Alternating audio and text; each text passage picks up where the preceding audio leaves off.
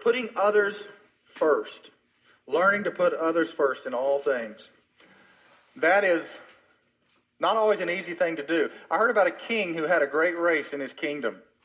And as this king brought all these runners together and started the race, the end of the race was everybody coming into the palace or the courtyard of the kingdom.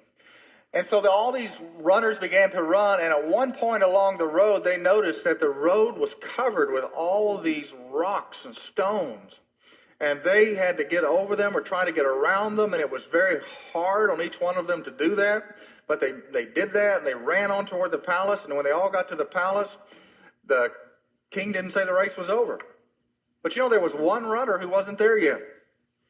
And finally that runner came in, he had a bleeding hand, and he came up and he said, "King, I'm sorry that I'm late, but there was a bunch of stones and rocks in the road that we were running on, and so I went back there and I cleared those out so somebody else wouldn't step over them and fall over them."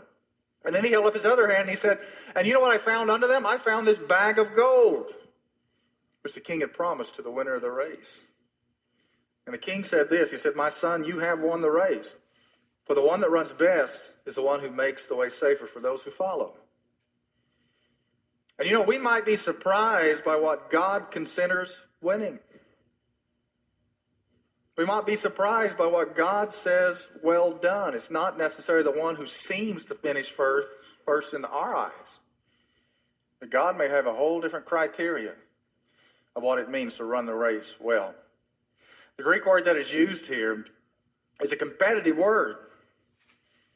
It's a word that means to outdo one another in love. Wouldn't that be a great challenge? And I'm going to try to love people more than you today.